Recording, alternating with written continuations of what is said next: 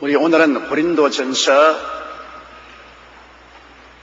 14장 1절부터 있는 말씀을 가지고 공부하겠습니다. 다 같이 읽겠습니다. 사랑을 따라 구하라. 신령한 것을 사모하되 특별히 예언을 하려고 하라. 이 사랑은 은사가 아닙니다. 사랑은 우리가 살아가는 길입니다. 사람들은 말하기를 나는 성령의 은사보다도 사랑의 은사를 받았다. 난 사랑의 은사를 구한다 그러는데 거짓말입니다. 사랑은 은사가 아닙니다. 은사는 그냥 선물로 주는 거예요. 사랑은 그냥 선물로 주어지지 않습니다. 사랑은 성령의 열매입니다. 애쓰고 힘쓰고 노력해서 사랑의 길을 가는 것입니다. 사랑은 길이기 때문에 길을 가는 것은 여러분 애쓰고 힘을 써야 길을 걸어갈 수가 있습니다. 사랑하려고 노력을 해야 돼요. 사랑에는 반드시 수고가 따라오는 것입니다. 부모가 자식을 사랑하는데도 얼마나 수고가 따릅니까? 귀찮은 일이 얼마나 많아요. 밤에 자다가도 깨어나서 기저귀 갈아줘야 되고 우유 먹여야 되고 수고가 얼마나 많습니까? 그냥 사랑은 뚝딱 떨어지는 선물이 아니죠. 수고롭고 괴롭지만은 이것을 참고 견디면서 그 길을 걸어가는 것입니다. 사랑은 은사가 아닙니다. 수고를 참고 나가는 것이 사랑인 것입니다. 그렇기 때문에 나는 사랑의 은사를 받았다. 거짓말입니다. 그냥 하늘에서 뚝 떨어져서 사랑이 생기는 것은 아닙니다. 사랑을 하려고 노력을 하고 애를 쓰고 힘을 쓰는 것입니다. 오늘 사람들이 말하기를 예수 믿는 사람들의 사랑이 식었다, 사랑이 없다고 말합니다. 은사를 받았으면 언제나 있지요. 사랑이 식을 수 있고 사랑이 없다는 것은 우리가 그만큼 애쓰고 힘쓰고 노력하지 않기 때문에 하는 것입니다. 사랑하려고 애를 쓰고 힘을 쓰고 노력을 해야 사랑의 역사가 일어나게 되는 것입니다. 그러므로 우리가 하나님께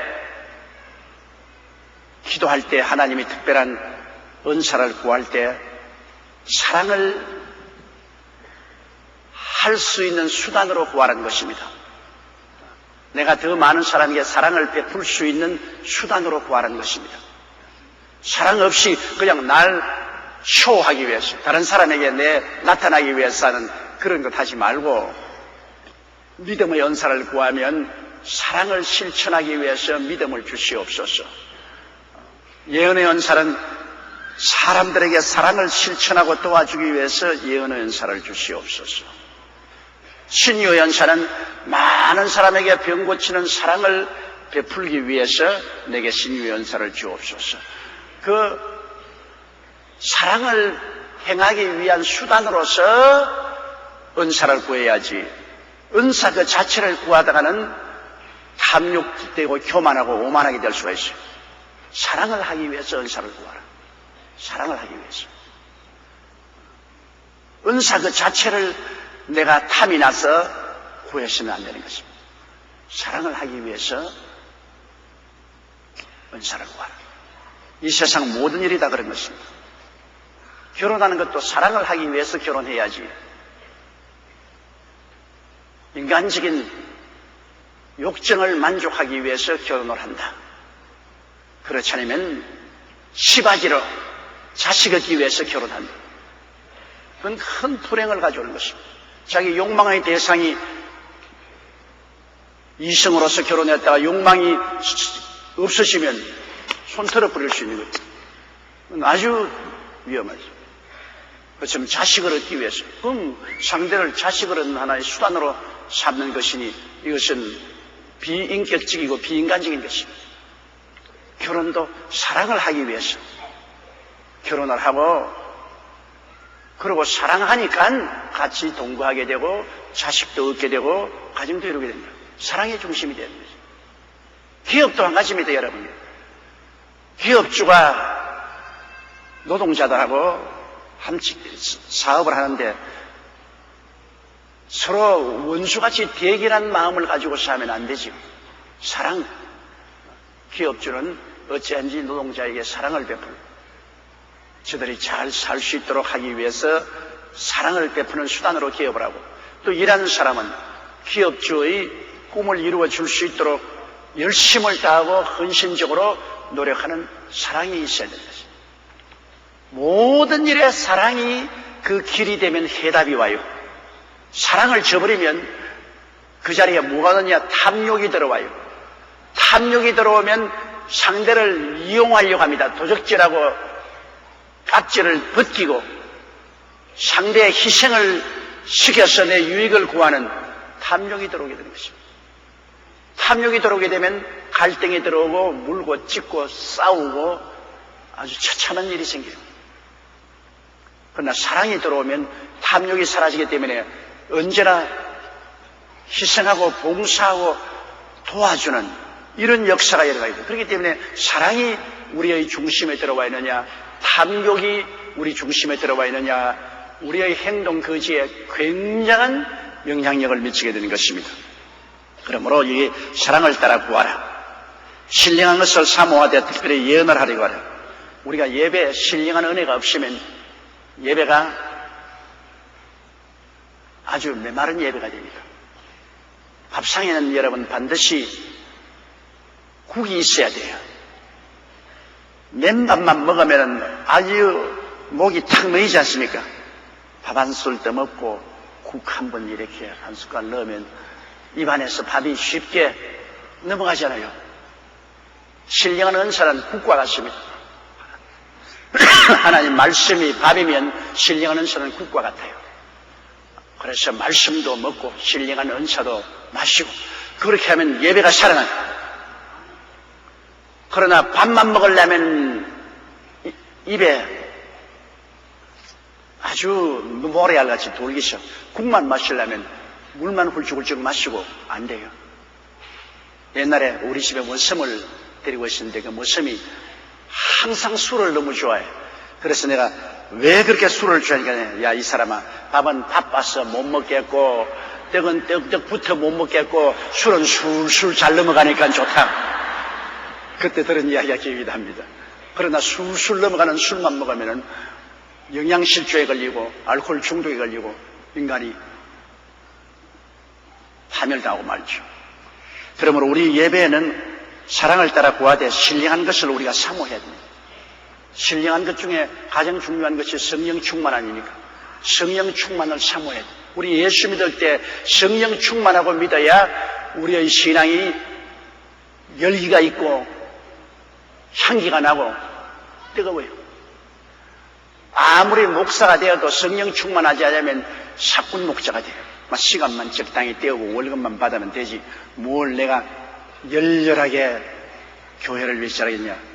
그런 열심이 없어져요. 성령이 없는 장로가 되면은 교회 내내 권력을 손에 넣으려고 권력 투쟁을 하고 목사하고 주권 다툼을 하고 교회를 아주 어렵게 만들어요.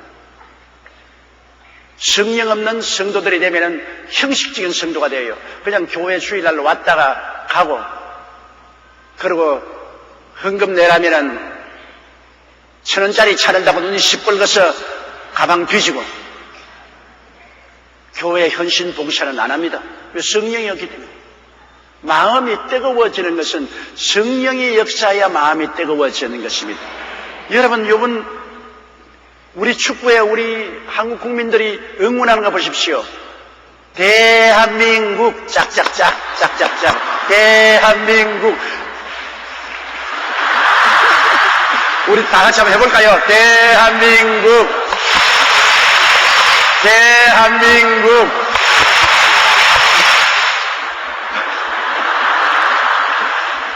마음이 뜨거워지는 겁니다. 사람이 마음이 뜨거워집니다.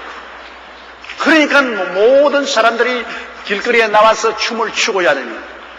마음이 뜨거워진 이러한 일이 일어나야 어떠한 일도 생겨요. 억지로는 안 돼요. 강제로는 안 돼요. 마음이 뜨거워져야 봉사도 하지. 우리 예수 믿는 사람들이 마음이 뜨거워지는 것은 성령이 오셔야 되는 것입니다.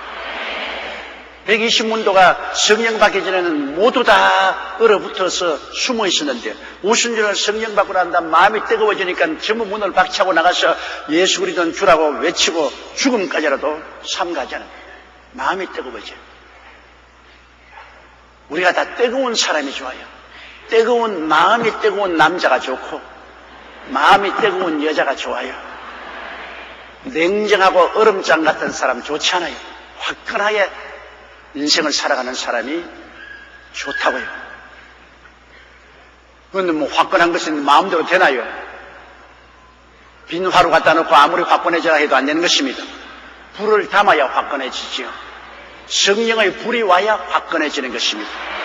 그렇기 때문에 우리가 예수 믿는 우리들은 성령 받아야 되고 또 성령 받으라고 자꾸 애를 쓰는 이유가 그것인 것입니다. 성령의 불이 임하면 우리가 화끈 달아오르게 되는 것입니다. 뜨겁게 기도하고 뜨겁게 찬송하고 뜨겁게 전도하고 신앙이 뜨거워지는 것입니다. 신령한 것을 사모해야 돼요. 언제나 성령 충만을 간절히 사모해야 돼요. 특별히 예언을 하려고 하라.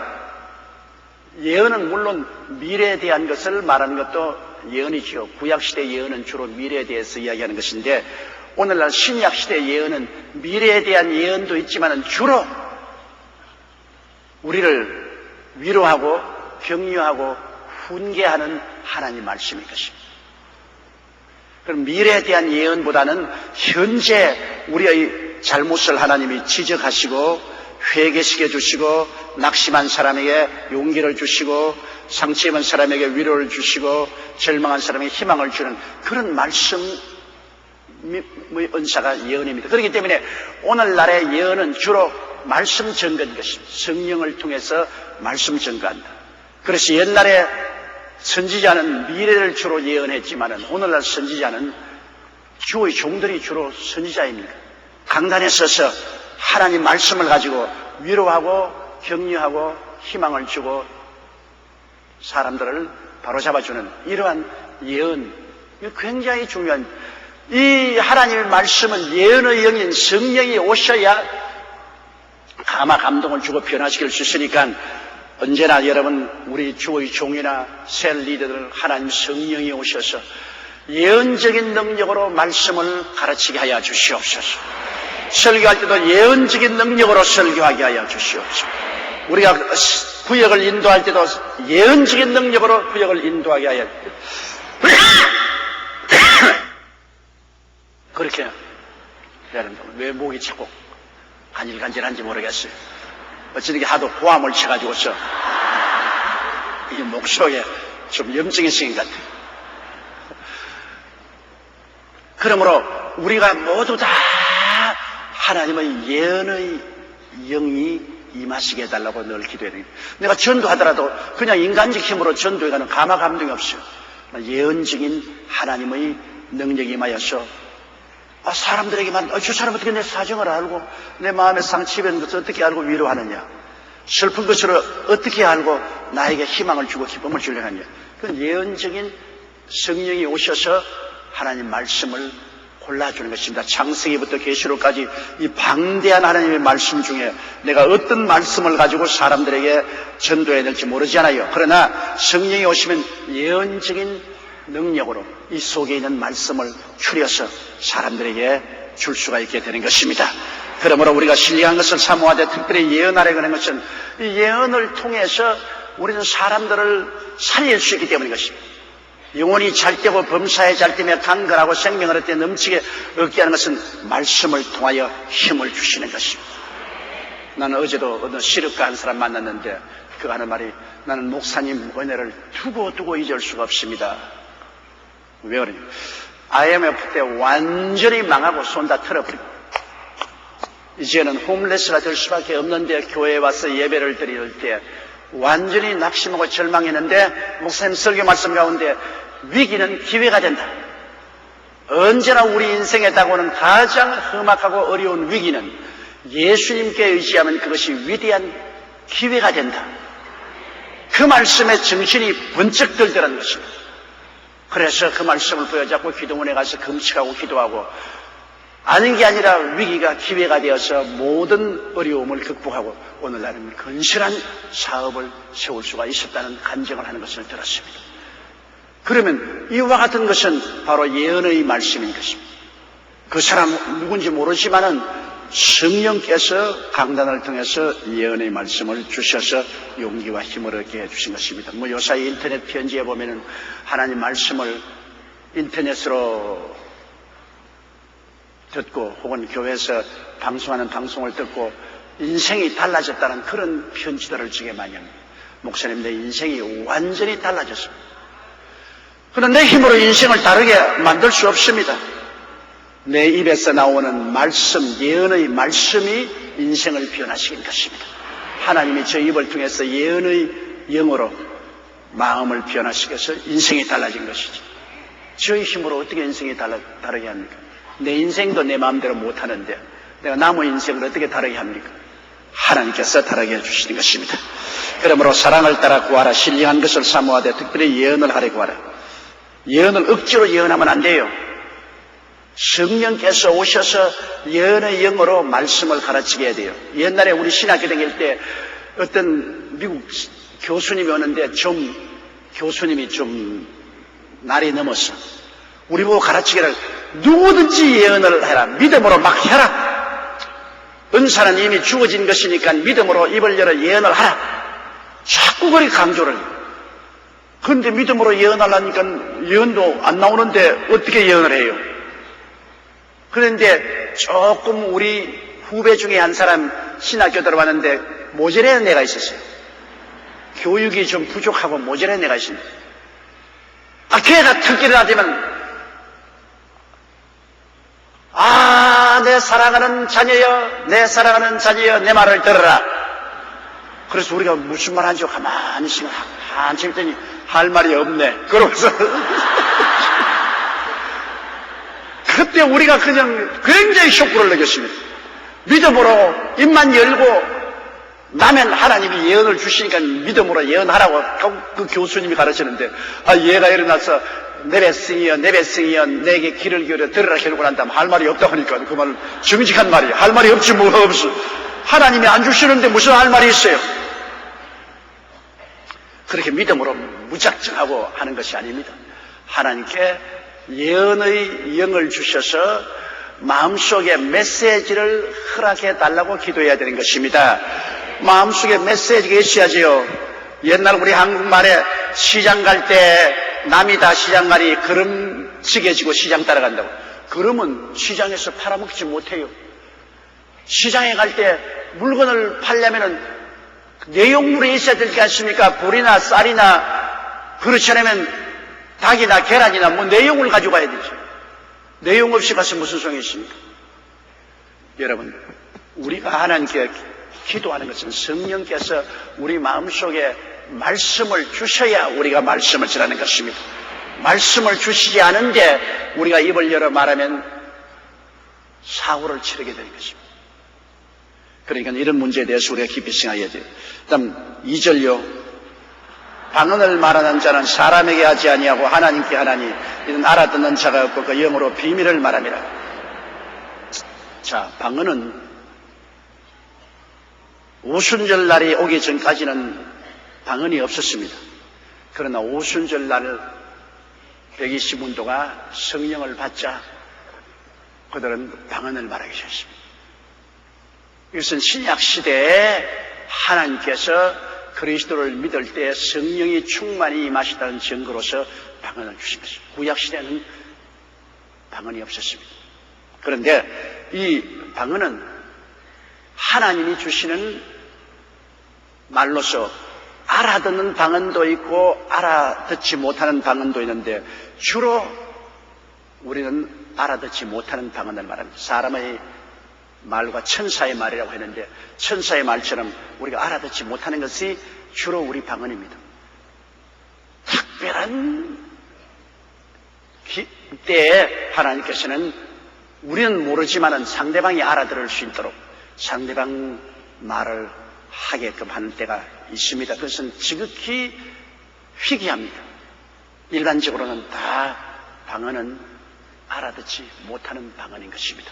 그러므로 방언을 하는 자는 사람에게 하지 않냐고 하나님께 하는. 왜? 사람에게 한다면 사람이 알아듣는 말을 해야 사람에게 하지요. 사람에게 못 알아듣는 말은 해봤자 소용이 없지 않아요.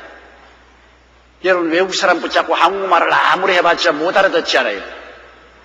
한국 사람에게 한국말을 해야 알아듣지 않아요.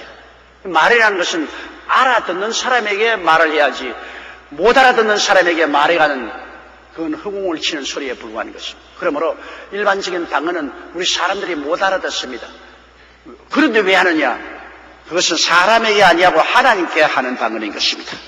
우리가 마땅히 빌 바를 알지 못하나 성령이 말할 수 있는 단식으로 우리를 위해서 기도하신다고.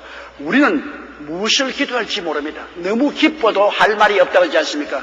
너무 슬퍼도 말이 막힌, 너무 기쁜 일이 생겨서 할 말이 막힐 때 방언으로 말하면 그 기쁨을 하나님께 다 표현하는 것입니다. 너무 슬퍼서 이제 말문이 막혔을 때도 방언으로 말하면 성령이 그 슬픔을 다 하나님께 구하고 그 슬픔의 해답을 얻을 수 있도록 도와주시는 것입니다. 방언은 기도하는 거예요. 사람에게 하지 않고 하나님께 하는 기도의 언어이기 때문에 이 방언 기도가 얼마나 좋은지 몰라요. 너무 슬플 때도 방언이 우리를 슬픔에서 건져주고, 너무 기쁠 때도 이 방언이 우리 기쁨을 다 표현해서 하나님께 찬미하게 하고, 내 영혼이 또한 가라앉았을 때 방언으로 기도하면 내 영혼이 재충만될 수 있는 것입니다. 그렇기 때문에 방언은 사람에게 하지 아니고 하나님께 하는 이는 알아듣는 자가 없고 그 영으로 비밀을 말합니다. 사람은 알아듣지 못해요. 알아듣지 못하니까 여기 보면 천사도 못 알아들어요. 마귀도 귀신들도 못 알아들어요. 방언은 하나님께 하는 비밀입니다. 비밀은 알아들으면 비밀이 안 돼요. 비밀은 상대만 아는 거죠. 그런데 이 세상에는 정말로 비밀이 없어요. 나는 지금까지 살아오면서 수많은 회의에서 또 수많은 일에서 이거는 꼭 비밀이다, 꼭 지켜라. 그런데 지킨 놈이 한 놈도 없어요. 이제 내가 믿지 않아요.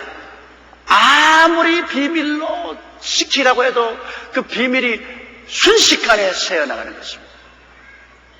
사람이 비밀이 없어요. 사람이란 것은 남의 말을 듣고 나면은 꼭 전달하고 싶은 마음이 생겨요. 목사들이 월요일 날 모여서 기도회를 가졌어요. 그래서 우리 마음 다 털어놓고 우리 하나님 앞에 기도하자. 그러니까 이제 목사들이 와서 서로 모여서 기도회를 하면서 회개를 해요.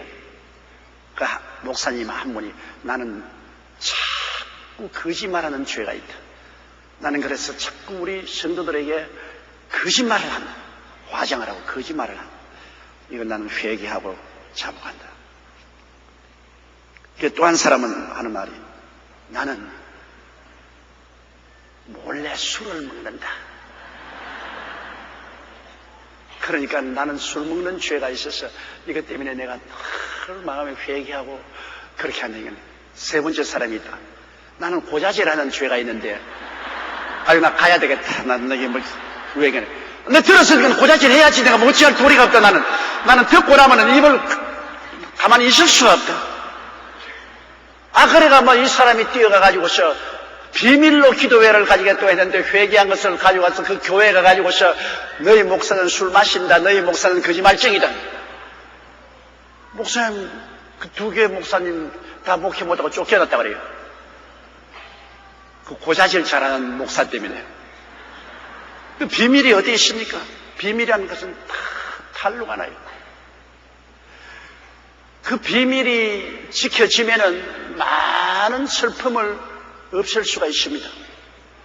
그런데 비밀을 누설하면은 많은 슬픔과 고통이 다가올 수 있습니다. 신실하지 못한 친구는 남의 비밀을 누설합니다. 그러므로 아무도 믿고 말할 수가 없죠. 부부간에는 믿을 수 있지 않느냐? 부부간에 믿어요. 좋을 때야 한없이 믿을 수 있지만은 돌아서면 원수도 그런 원수가 없을 정도로 싸우게 되니까요. 한 번은 시골에서 싸움이 벌어져서 이웃 사람을 쳐 죽였습니다. 급히 그 부인과 아들과 함께, 부인 몰래 아들과 함께 그 시체를 담을 쳐버렸습니다. 분명히 사람이 죽었는데 아무리 있어도 증거가 없어요. 담을 쌓아버렸으니까. 10수년의 세월이 흘렀습니다. 하루는 비가 철렁철렁 내리는데 이제 부인은 길쌈을 하고 아버지는 새끼를 보고 아들은 아버지 옆에서 글을 읽고 있는데 시골엔 지붕에서 이렇게 누런 물이 뚝뚝 떨어지죠. 표준어로 뭐라고 말하는지 모르겠습니다. 경상도에는 소지렁물이라 그래요. 누런 물이 툭툭 떨어져서 거품이 푹 이니까 그 새끼를 보다 말고 10년 전에 그놈이 죽을 때 입에서 나오는 거품 같다 그랬거든. 그럼 부인이 뭐요? 10년 전에 이웃 사람하고 싸움이 났을 때 내가 몽둥이로 때리는데 이품에 지는 거품을 물고 죽었기 때문에 내가 애와 함께 담을 쳤지. 그 부인이 여보 큰일 날 소리 한다. 입을 딱 다물어. 근데 아들이 아버지를 부르더니만 아버지 이제 큰일 났습니다. 왜 남에게 비밀을 말합니까?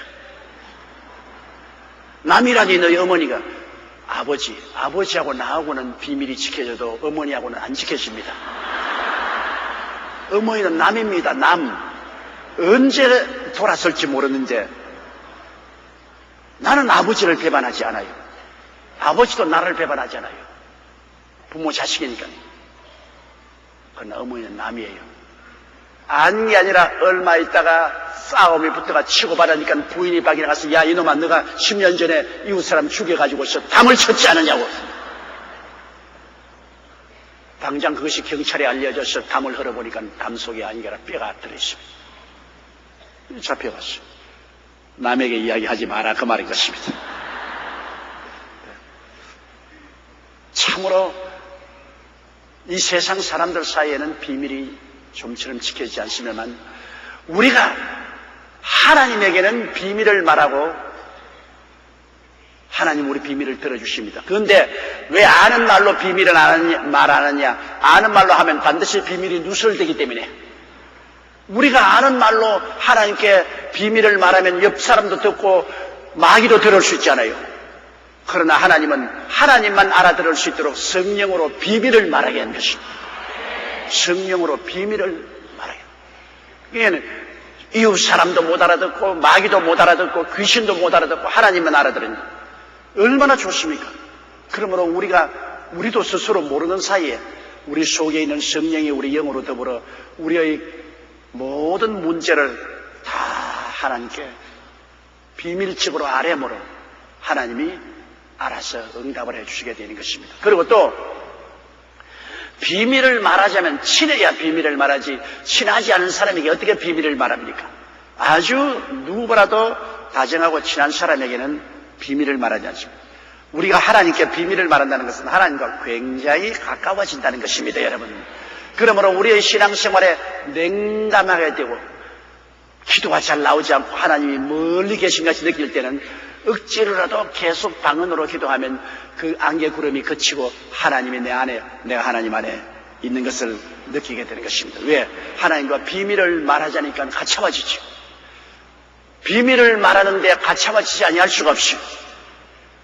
이러므로 계속 방언으로 기도할 때는 하나님과 우리와 굉장히 친밀해진다는 것을 말하는 것입니다.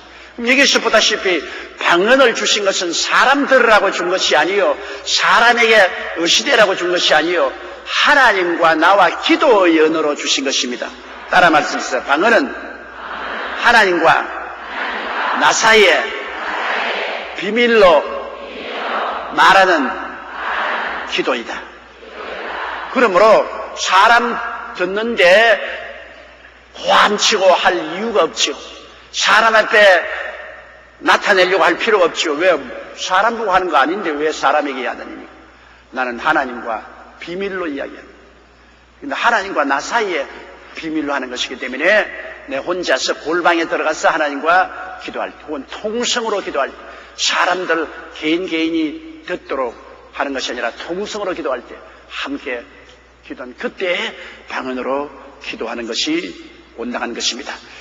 3절요. 그러나 예언하는 자는 사람에게 말하여 덕을 세우며 권면하며 아니하는 것이요.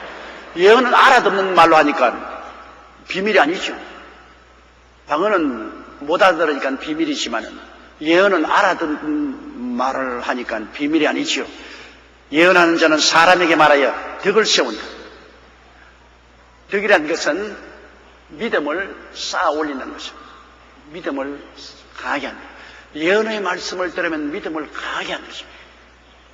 여러분, 병자 위에서 기도하고 난 다음에 하나님께서 제게 지식의 말씀을 주어셔서 내가 말하잖아요. 그거는 말할 때는 그것이 예언이 되는 것입니다. 그 예언의 말씀을 듣고 사람들이 병 나은 사람이 얼마나 많습니까? 또 문제가 해결된 사람이 얼마나 많습니까? 예언은 사람의 믿음을 덕을 세운다. 믿음을 장성하게 만들어주는 것입니다. 그리고 예언을 통해서 권면합니다. 낙심한 사람에게 권면하고 다시 용기와 힘을 얻도록 만들어주고 또 환난을 당한 사람에게 안위한 마음에 평안을 얻도록 해주고 마음에 안심을 할 수 있도록 합니다. 그러므로 예언이 얼마나 중요합니까? 예언은 덕을 세우고 권면하고 안위하는 것이다.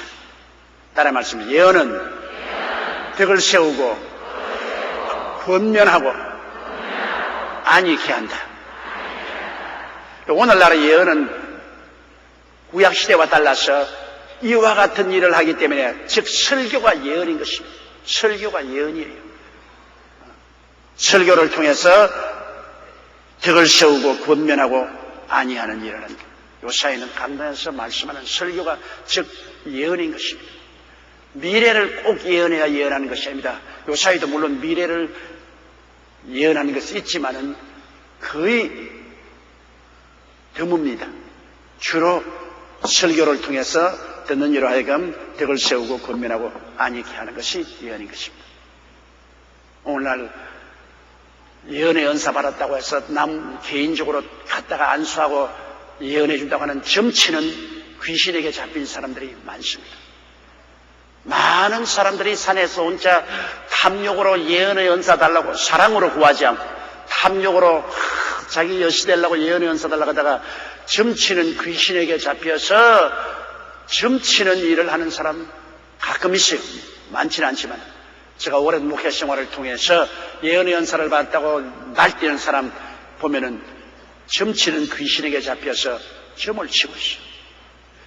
근본적으로 하나님께서는 우리를 미래를 알기를 원치 않습니다. 왜냐? 따라 말씀해서 나의 의인은 믿음으로 살리라. 하나님의 의인은 근본적으로 믿음으로 살기를 원하지 알고 살기를 원하지 않습니다. 미래를 알고 살려고 하지 말아야 돼요.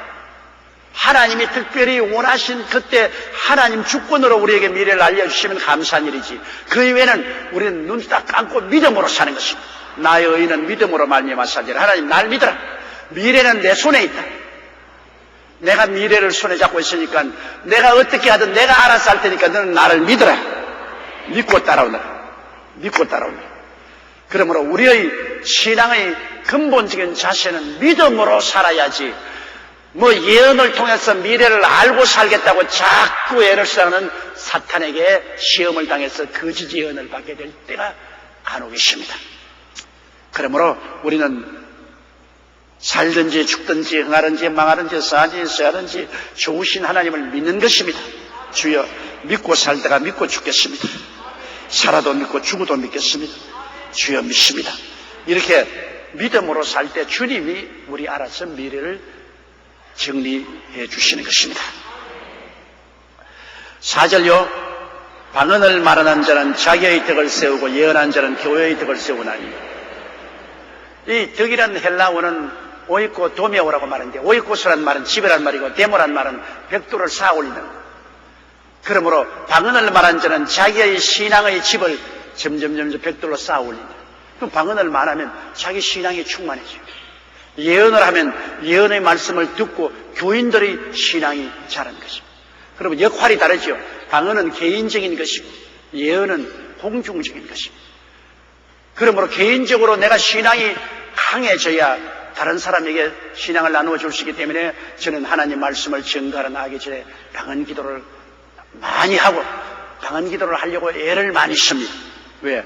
방언을 많이 기도해서 내 신앙의 덕이 쌓아지면, 내 신앙이 강해지고 내 신앙의 집이 높아지면 내가 다른 사람들에게 그 많은 신앙을 나누어 줄 수 있기 때문에 개인적인 신앙 덕을 위해서 방언으로 기도하라. 이 방언으로 기도하는 것은 참 노력이 필요합니다. 왜냐하면 모르는 말을 혼자서 기도하니까 나중에 실증이 난다고요. 방언으로 기도하면 내가 내용을 모르잖아요. 하나님과 비밀로 이야기하니까 모르니까 내 마음이 실증이 난다고. 그래서 상당히 인내력이 있어야 방언으로 기도하는데, 그러나 방언으로 기도를 하고 나면 정말로 훈훈하고 하나님의 은총이 넘쳐있는 것을 느낄 수가 있는 것입니다. 그러나 예언한 자는 교회의 덕을 세운다. 우리가 하나님 말씀을 잘 증거하는 목사님 밑에 가서 말씀을 들으면 교회가 자라고 성도들의 신앙이 자라는 것입니다. 5절요. 나는 너희가 다 방언 말하기를 원하나 특별히 예언하기를 원하노라. 방언을 말하는 자가 만일 교회의 덕을 세우기 위하여 통역하지 아니하면 예언하는 자만 못하니라. 나는 너희가 다 방언 말하기를 원한다. 왜? 개인의 신앙의 덕을 세우니까 바울 선생은 개인 신앙이 성장하기 위해서 모든 성도들이 다 방언 말하기를 원한다. 방언은 우리가 성령 세례 받을 때 표적으로서 방언이 나오는 것입니다. 성령 세례 받고 나면 다 방언을 말할 수가 있어요. 그러므로 방언을 달라고 기도하지 말고 성령 충만하게 달라고 기도를 해야 되는 것입니다. 성령 충만하면 표적으로 방언이 나와요. 방언 달라고 기도한 사람이 많은데 그건 잘못 기도하는 겁니다. 성령 충만하게 주시옵소서. 성령 세례 주시면 제일 첫째 표적으로 방언이 나옵니다. 성령 세례 받으면 첫째 표적으로 방언이 나옵니다. 방언이 가장 기초적인 성령 충만의 표적인 것입니다. 그렇기 때문에 우리가 성령을 충만히 받으면 방언을 말하죠. 바울 선생은 모두 다 성령 충만받고 다 방언 말하기를 원한다. 그런 개인적인 신앙의 발전입니다. 그러나 특별히 예언하기를 원한다. 특별히 너희 모든 사람들이 다 말씀 전하기를 원하노라. 셀 리더들은 다 적은 예언자들입니다. 셀 리더들은 다 적은 예언자들이에요. 왜? 기도하고 성령의 기름 부음을 받아 말씀을 가지고 성도들에게 권면하고 그리고 안위하고 덕을 세우기 때문에 모두 다 셀 리더들은 적은 예언자들이죠. 그러므로 바울 선생이 요사이 현대어로 말하면 나는 너희 모두가 다 셀 리더가 되기를 원하노라. 그 말입니다. 난 너희 모두가 예언하기를 원하노라. 내가 너희 모두가 셀 리더가 되어서 사람들을 모아놓고 덕을 세우고 권면하고 안위하는 말씀을 전하기를 원하노라. 그 말씀입니다. 방언보다는 훨씬 중요하죠. 방언은 개인적인 것이지만 예언은 대중을 위해서, 교회를 위해서 봉사할 수 있기 때문인 것입니다. 이 방언을 말하는 자가 만일 교회의 덕을 세우기 위해 통역하지 아니하면 예언한 점. 왜냐하면 예언은 사람들이 알아듣지만 방언은 못 알아들으니까 예언한 보다 교회에서는 못하죠. 은사에 크고 적은 차이는 없지만 교회의 발전을 위해서 볼 때 아는 말로 해야 교회 유익이 되지 모르는 말로 방언을 해서는 교회에 득이 안 됩니다. 제가 여러분에게 오늘 많은 아는 말로 강의하니까 여러분에게 득이 되지만 제가 여기 있어서 방언으로 말한다면 여러분 하품만 하고 말지 무슨 말인지 못 알았죠. 그러므로 방언은 대중 앞에서 하려고 하면 통역을 해라. 혼자서 기도할 때는 좋지만 대중 앞에서 방언 말하거든 반드시 방언 통역을 하라. 통역하는 은사를 가진 사람이 있을 때 방언을 하면 방언 통역이 되지만 통역이 되어서 사람들이 알아들어야지. 알아듣지 못하면 아무 효과가 없어요. 저도 방언 통역을 개인적인 방언 통역도 많이 하고 다른 사람의 방언 통역도 많이 해봤는데 개인적인 방언 통역은 내가 방언으로 많이 기도하고 난 다음에 그 다음에는 예언의 영이 와가지고서 자꾸 한국말로 말을 하도록 마음에 압력이 가해집니다. 압력이 가해집니다. 그 입을 열면 방언 통역이 나와요. 내가 금시 방언한 그 방언에 대한 통역이 나와요. 어떤 때는 이 방언 통역을 해보면은 하나님을 찬미하는 시편이에요. 하나님을 예배합니다. 찬양합니다. 지극히 크신 하나님께 영광을 드립니다. 감사합니다. 감사합니다. 감사합니다. 감사합니다. 이렇게 시편의 하나님을 찬양하는 그런 방언이 통역이 나올 때였어요. 그래서 많은 대다수의 방언은 하나님을 찬양하는 방언인 것입니다. 그리고 어떤 때는 방언 통역을 하면 진짜로 하나님 성령께서 꾸짖고 내가 뭘 잘못한 것을 꾸짖고 그리고 용기를 주고 힘을 줄 때가 있어요. 저는 종종 이 강단에 앉아서 주일날 예배 드리기 전에 예배 드리고 난 다음에 있는데 방언이 나왔어. 방언을 하고 나면 통역이 나와요. 통역이 나오면 제게 늘 하나님 대개 너는 내게 대해서 지난 과거와 같이 헌신하고 충성하고 죽도록 복종하라. 그러면 내가 너를 돌봐줄 것이다. 요새는 또 나이를 먹으니 그런지 몰라도 너희가 늙어도 내가 붙들어 주겠다. 옛날에 젊을 때는 하나님 그 말씀 안 하시더니만 이제 늙으니까 너희가 늙어도 내가 너에게 힘을 주고 열매를 맺게 해주겠다. 이렇게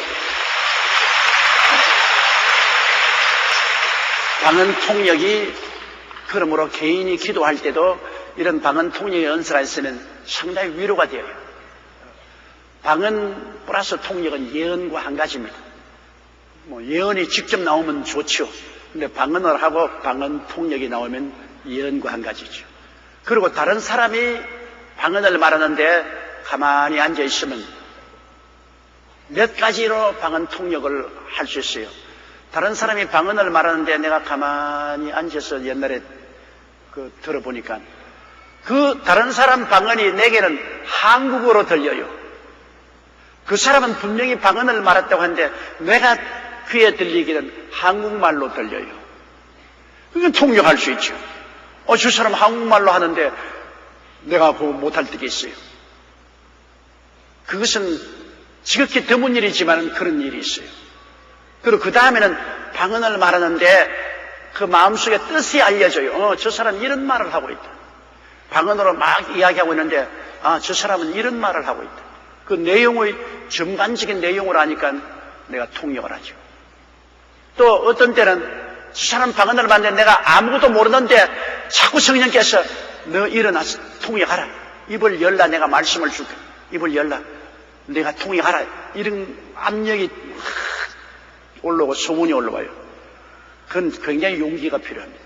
아무것도 모르는데 그런데 일어나서 입을 열면 그 다음에는 말이 그냥 실타래처럼 풀려나와요. 줄줄줄줄 풀려나와요.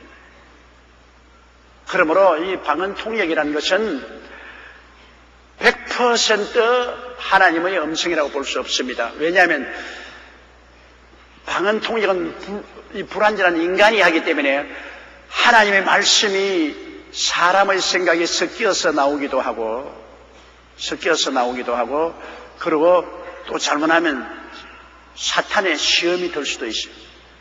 그렇기 때문에 아주 믿음이 깊고 오랜 신앙의 체험을 한 사람일수록 순수한 통역을 할 수 있고 이제 갓 신앙이 들어오고 이제 막 은사 받은 사람들은 올바른 통역을 못할 때가 많습니다. 그러므로 방언 통역이나 예언은 반드시 분별해야 됩니다. 그대로 성경 말씀처럼 받아들여서는 안 됩니다. 성경 말씀은 1.1에 또 오류가 있기 때문에 그대로 받아들이지만은 예언과 방언 통역은 반드시 분별해야 됩니다.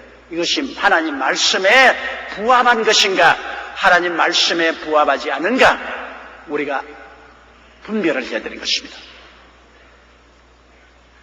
6절요.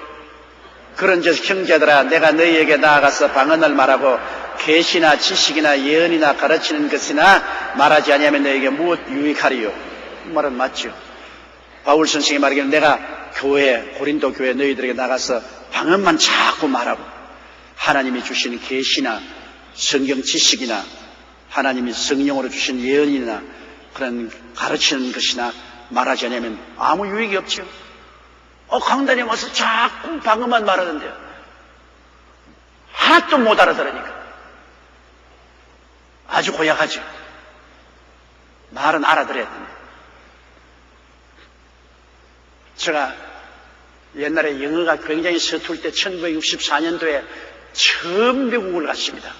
처음 미국에 갔는데 한국에서는 제가 꽤 영어를 잘한다고 생각을 하고 미국 사람 통역도 하고 영어로 저술한 책도 거의 다 읽고 해서 꽤 영어를 잘한다고 해서 미국에 건너갔는데 미국에 딱 건너가 보니까 한마디도 못 알아듣겠어요. 여기 있는 선교사들은 우리가 한국 사람인 줄 알고 쉬운 말로 천천히 말을 해준 것을 내가 모르고 미국에 가니까 누가 날 생각해서 천천히 말을 해주네요. 정말 많은 푸르륵 하고 말을 하니까 알아듣는 건 고스톱밖에 몰라요. 제가 얼마나 절망을 했는지 모릅니다. 내가 그래도 한국에서 꽤 영어를 잘한다고 날고 뛴다고 했고 또 외국 사람은 다 영어 통역을 하고 그 영어 책도 다 읽었는데 미국 가서 고스톱도 밖에 못 알고 식당에 가서 음식 주문을 할 수 없어. 스튜어디스가 나와가지고서 뭘 먹겠느냐 그러는데 한마디도 못 알아듣겠어요. 그리고 어물어물하니까 지나가 보니까 이제 겁이 딱 들어가지고서 그래가 아침, 점심, 저녁에 함박 스테이크만 먹는 거래요. 아침부터 나가서 뭘 먹겠냐 그러면 함박 스테이크라 그러면 나를 이상하게 봐요. 이 한국 사람은 함박 스테이크를 아침부터 먹느냐? 왜 그것밖에 내가 외운 게 없으니까. 못 알아들으니까. 참 죽겠더라고요. 제가 스프링필드 미조리주에 가서 주일날 날보고 설교를 하라고요. 그래가 열심히 기도하고 설교를 준비해서 강단에 써가지고서 내 딸은 열렬하게 설교를 하는데 교인들이 반응이 없어요. 얼마나 경상도식 영어를 했기 때문에 이 사람들이 못 알아듣는 거예요. 내가 한국서 배운 발음으로 하니까 못 알아듣는 거예요. 그 아멘 할 때가 왔는데도 아멘도 안 하고 졸기도 하고 그래요. 그래 이제 설교 다 하고 난 다음에 밖에 나가서 이제 악수를 이렇게 하는데 그 할머니 한 분이 오더니만 날 보고서 영어를 오랫동안 공부했느냐 그래요. 오랫동안 공부했다니까. 한국말도 영어하고 비슷하냐 그래요. 안 비슷하다니까. 근데 오늘 한국말을 하는데 내가 좀 알아들었다고 그래요. 나보고. 날 보고 오늘 한국말을 목사님이 했는데 내가 조금 알아들었다고 할머니 그래요. 나는 영어를 했는데 그 할머니 생각에 내가 한국말을 한 줄 알아요. 옹칸 발음이 나빴기 때문에 저 사람 한국말을 하는데 알아들었다. 나는 그 말을 듣고 절망해버렸습니다. 이젠 다 쓸데없다. 내가 독학으로 공부한 것은 아무도 못 알아듣고 내 혼자만 말하니까 무슨 이익이 되리요. 그러고 난 다음에 미국 목사들이 나를 청하질 않아요. 왜냐하면 못 알아들으니까. 나는 영어를 한다고 하는데 한국식 발음으로 영어를 하니까 못 알아들으니까 나를 청하지를 않아요. 그래서 나는 그때부터 새로 공부했어요. 완전히 바람을 다 새로 뜯어 고치고 그 테레비 앞에 늘 앉아가지고서 발음 공부를 새로 하고 그래서 완전히 수승을 해가지고서 비로소 알아듣는 말을 하니까 그때부터는 사람들이 와서 말씀을 전해달라고 여기저기에서 초청을 해요. 보십시오. 못 알아듣는 말을 하면 자기가 어떻게 하나님의 충만한 은혜를 가졌어도 소용이 없어요. 알아듣는 말을 해야지. 제가 여러분 앞에 서서 못 알아듣는 방언으로 아무리 말해봤자 아무 소용도 없어요. 알아듣는 말을 해야지. 여러분에게 나와서 묵시를 말하거나 지식을 말하거나 예언을 하거나 가르치는 말을 하거나 알아듣는 말을 하면 여러분이 와서 시간 내어서 말씀을 듣죠. 그러나 알아듣는 말을 하지 않으면 여러분 올 택이 없어요. 못 알아듣는데 아무 은혜가 안 되죠.